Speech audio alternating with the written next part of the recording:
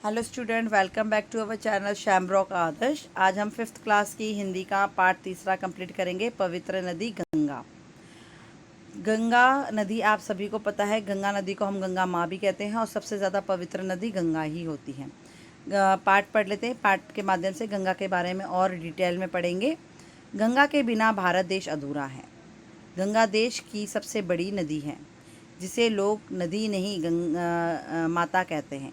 अपने शीतल जल से लाखों करोड़ों की प्यास बुझाने वाली, अपने जल से प्राणदायक अन्न उपजा कर लोगों का पेट भरने वाली, मनुष्य के मेल और गंदगी को बहाकर ले जाने वाली नदी माता के समान ही होती है।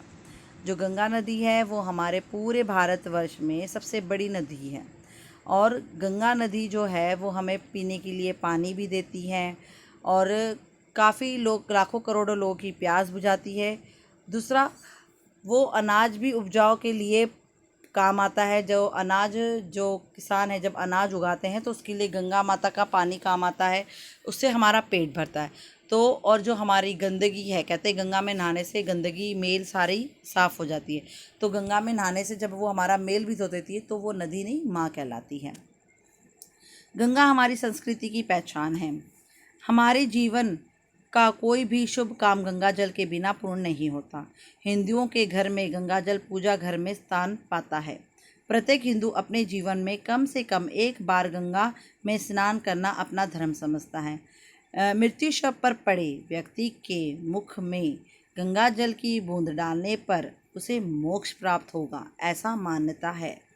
सच ही कहा गया है, मानो तो मैं गंगा माँ हूँ, ना मानो तो बहता पानी।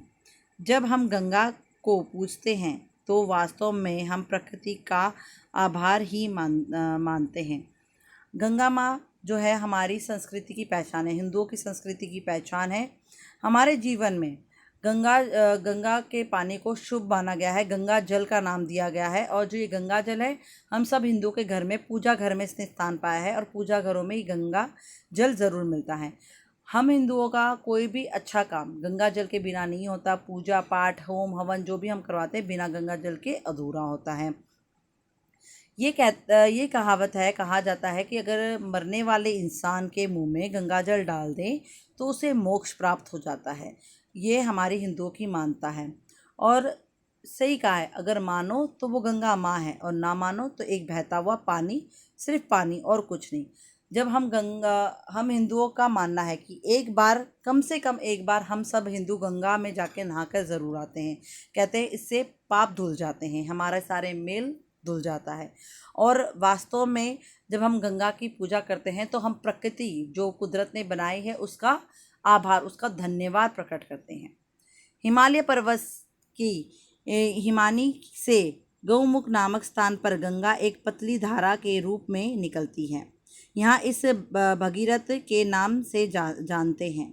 हिमालय के बर्फ़ पिघल कर भगीरथ की धारा में सदा ही मिलती रहती है, जिसे यह अक्ष रहती है। अक्ष का मतलब होता है कभी नष्ट ना होने वाली। भगीरथ के बाहर बहकर गंगोत्री में पहुंचती है। गंगोत्री, यमुनोत्री, बद्रीनाथ और केदारनाथ हिंदुओं के 4 धाम हैं जिनकी यात्रा करना पुण्य का काम माना जाता है। यह देश विदेश से पर्यटक आते हैं और निर्मल जल में स्नान करते हैं। हिमालय पर्वत से ये गंगा नदी जो है एक पतली धार में निकलती है और जैसे जैसे बर्फ़ पिघलती जाती है वैसे वैसे वो धारा बनती जाती है, जिसे भगीरथ कहते हैं। और ये कभी, अक्ष का मतलब होता है कभी ना नष्ट होने वाली, ये पानी कभी ख़त्म नहीं होता, हर बार बहता ही रहता है। और जो गंगोत्री पहुंचती है तो गंगोत्री, यमुनोत्री, बद्रीनाथ और केदारनाथ हिंदुओं के 4 धाम हैं। और कहते हैं कि पूरे जीवन में एक बार ये 4 धाम की अगर यात्रा कर ली तो हमने पुण्य की प्राप्ति कर ली। और यहाँ इन जगहों पे घूमने के लिए बाहर बाहर से भी लोग आते हैं। देश विदेश से, पर्यटक का मतलब होता है बाहर बाहर दूसरे देशों के भी लोग हमारे यहाँ घूमने आते हैं और इस गंगा माता की जल से स्नान करके और शुद्ध हो जाते हैं। कल कल बहती गंगा पहाड़ों की चट्टानों को काटती तीव्र प्रभाव के साथ देव प्रयाग नामक स्थान पर पहुंचती है।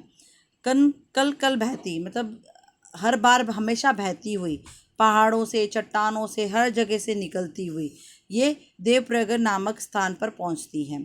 यहाँ अलकनंदा नदी भी आकर भगीरथ में मिलती है और दोनों के मिलने से एक नया नाम बन जाता है, गंगा। भागीरथ और अलकनंदा के मिलने के बाद धारा बहुत गहरी हो जाती है। जब भगीरथ और अलकनंदा नदी जब मिलती है तो इसको एक नया नाम दिया जाता है, वो है गंगा माँ। और जब ये दोनों नदियाँ मिलती है तो गंगा माँ का जो पानी का भाव होता है वो बहुत ही बड़ा और बहुत ही विशाल हो जाता है। हिमालय की घाटियों से निकलकर गंगा ऋषिकेश पहुंचती है। ऋषिकेश में गंगा के किनारे अनेक भव्य मंदिर हैं। गंगा के दोनों ओर अनेक साधु सन्यासी आश्रम बनाकर रहते हैं। इन आश्रमों में लोग शांति की खोज में आते हैं और गुरुओं के मार्गदर्शन प्राप्त करते हैं। यात्रियों के आने से यहाँ वर्ष भर मेला सा लगा रहता है।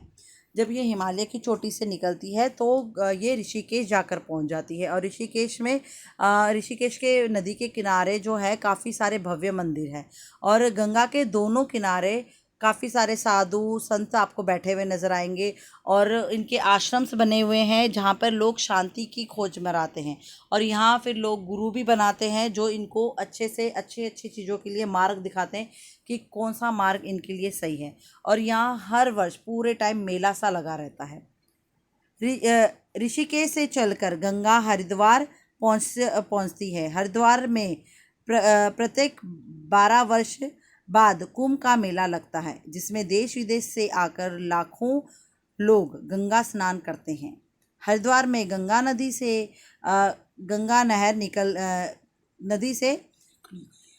नहर निकाली गई है जो पश्चिम उत्तर प्रदेश को वर्ष भर पानी देती है।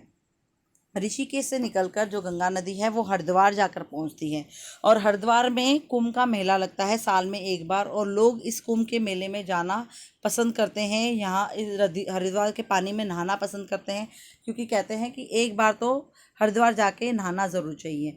और वहाँ पे गंगा की धारा निकाली गई है जो पश्चिम के उत्तर प्रदेश में जाकर वहाँ पे लोगों को पानी पिलाने का काम, मतलब लोगों को वहाँ पे पानी इसी के थ्रू माध्यम से मिलता है। हरिद्वार के बाद गंगा मैदान में आ जाती है। यहाँ आकर गंगा की गति कुछ शिक्षिल हो जाती है। शिक्षिल का मतलब होता है मंदी, धीरी। हरिद्वार से जब गंगा निकलती है तो एक वो मैदान में आ जाती है जहाँ पर गंगा की जो धारा होती है, जो गंगा की तेजी होती है, वो मंदी हो जाती है, धीरी हो जाती है। जब गंगा कानपुर पहुँचती है तो वहाँ एक चमड़े व कपड़ों के कारखानों से निकले गंदा पानी गंगा में डाल दिया जाता है। इससे गंगा की वह निर्मलता व स्वच्छता दुर्मलिक होने लगती है, जिससे के लिए वह प्रसिद्ध है। दुर्मलिक यानी गंदी। जब गंगा कानपुर पहुँचती है तो कानपुर में चमड़े के और कपड़ों के कारखाने बहुत हैं, तो जो इसका गंदा पानी होता है वो ये गंगा में डाल देते हैं और इससे जो गंगा नदी होती है वो गंदी हो जाती है, जिसके लिए वो प्रसिद्ध है कि गंगा गंदी हो रही है। कानपुर से चलकर गंगा इलाहाबाद में प्रवेश करती है। इसे प्रयागराजी कहते हैं। प्रयागी उसे कहा जाता है जहाँ दो नदियों का संगम हो। देव प्रयागी, रुद्र प्रयागी और कर्ण प्रयागी नामक इसके कारण बनी इलाहाबाद में गंगा, यमुना और सरस्वती का संगम होता है, इसलिए इसे त्रिवेणी भी कहते हैं। जब ये इलाहाबाद पहुँचती है कानपुर से तो यहाँ पे 3 नदियों का संगम होता है जिसे गंगा, यमुना, सरस्वती कहा जाता है। इसका एक नाम और है त्रिवेणी। वैसे सरस्वती नदी अब लुप्त हो चुकी है। अब सरस्वती नदी जो है वो लुप्त हो चुकी है, उसका नहीं पता कि कहाँ है वो। संगम पर भी कुंभ मेले का आयोजन किया जाता है। जब इन तीनों नदियों का संगम होता है तो उस पर भी कुंभ मेले का आयोजन किया जाता है। नगरों की गंदगी को अपने में समेट के गंगा बनारस वाराणसी से पहुंचती है। कभी यह नगर काशी के नाम से जाना जाता था। यहाँ महान एकादशी ऐतिहासिक नगर प्रमुख त्रिशैली और तीर्थस्थलों और विद्याओं के केंद्र हुआ करते थे, विद्यार्थियों के केंद्र हुआ करते थे।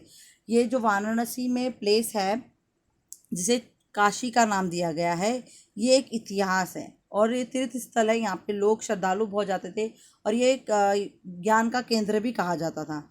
आज भी यहाँ अपनी संस्कृति की पहचान बनाई हुई है। यहाँ अभी भी अपनी संस्कृति की पहचान बनी हुई है।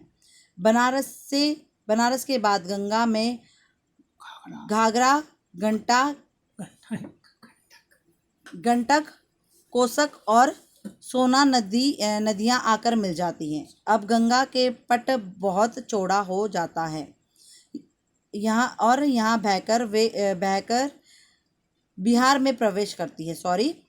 अब गंगा का पट है, जब इसमें इतनी सारी नदी मिल जाती है तो जो गंगा का जो पट होता है, जो चौड़ाई होती है वो ज़्यादा हो जाती है और अब ये बिहार में प्रवेश कर लेती हैं। उसके बाद पश्चिम बंगाल में गंगा 2 भागों में बढ़ जाती है। बिहार से बहती हुई पश्चिम बंगाल जाती है और उसके बाद ये 2 भागों में बढ़ जाती है। पूर्व की ओर के मुख्य धारा बांग्लादेश में चली जाती है और दूसरी धारा दक्षिण की ओर मुड़कर बंगाल की खाड़ी में मिल जाती है। जब ये बंगाल आती है तो ये 2 हिस्सों में प्रज्वलित हो जाती है। 2 हिस्सों में प्रज्वलित होने के बाद ये एक हिस्सा तो इसका बांग्लादेश की तरफ दक्षिण की तरफ चला जाता है और दूसरा इसका पूर्व की तरफ चला जाता है, जो घाटी में जाकर मिलता है। इस धारा को लोग हिंगलू के नाम से जानते हैं। हुगली नदी के किनारे कोलकाता नगर बसा हुआ है। गंगा अपनी उद्गम स्थानों से लेकर समुद्र में मिलने तक कई नामों से जानी जाती है। उंगलिम स्थान मतलब उपस्थित स्थान, मतलब ये जितनी भी जगहों में जाती है, जहाँ जहाँ ये मिलती है, इसके हर एक बार नाम चेंज होते जाते हैं गंगा माता के। भागीरथ तो कहीं अलकनंदा, कहीं मंदाकिनी तो कहीं हुगली। गौमुख से निकलकर बांग्ला तक की यात्रा में गंगा अपने पवित्र लगातार खोती रहती है। हरिद्वार में गंगा की धारा निर्मल है, किंतु औद्योगिक नगर कानपुर तक आते आते इसका जल इतना मैला हो जाता है कि उसके पानी पीना खतरे से खाली नहीं रहता। उसका पानी पीने से खतरे से खाली नहीं होता। जिनको मनुष्य ने गंगा से जीवन पाया, अब आज वही इतने उदासीन है कि बर्बादी से गंगा में कूड़ा कचरा फेंक देते हैं। बेदर्दी से गंगा में कूड़ा कचरा फेंक देते हैं और गंदी नाली इनमें गिरा देते हैं, गंदगी इसमें गिरा देते हैं।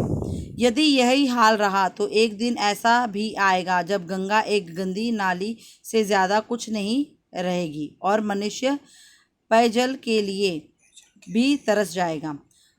अब जब ये गंगा नदी जब हिमालय से निकलती है हरिद्वार तक तो ये पवित्र रहती है। हरिद्वार के बाद जब ये कानपुर में आती है तब इसका पानी जो है वो मैला हो जाता है और लोग जो है अपनी गंदगी, कूड़ा कचरा सारी चीज़ें इस गंगा में फेंक देते हैं। कुछ टाइम बाद ऐसा आएगा कि जैसे हम इसके अंदर गंदगी फेंकते हैं तो ये सिर्फ एक गंदे नाले के अलावा कुछ नहीं रहेगा और फिर हम पीने के पानी के लिए भी मोहताज हो जाएंगे। गंगा की सफाई और निर्मलता के लिए अब लोगों और सरकारों में जागरूकता बढ़ी है। गंगा एक्शन प्लान में 2020 तक गंगा का स्वच्छ करने का लक्ष्य निर्धारित किया गया है। हम भी अपनी नदियों को साफ रखने का संकल्प लेना होगा। गंगा को साफ करने के लिए काफ़ी लोगों ने प्रण लिया है, हमारी सरकार ने भी प्रण लिया है, लेकिन उससे ज़्यादा जब ये गंगा हमारे देशों में आती है और हमारे यहाँ पे हमारी नदियों में मिलती है तो हमें हमारी यहाँ की नदियाँ भी शुद्ध रखनी चाहिए। ये प्रण हमें भी लेना चाहिए। आई होप लेसन आपको समझ में आया होगा। If you like the video so do not forget to subscribe my channel and bell icon को दबाना ना भूलिएगा मेरी डेली न्यू वीडियो की नोटिफिकेशन के लिए। Thank you.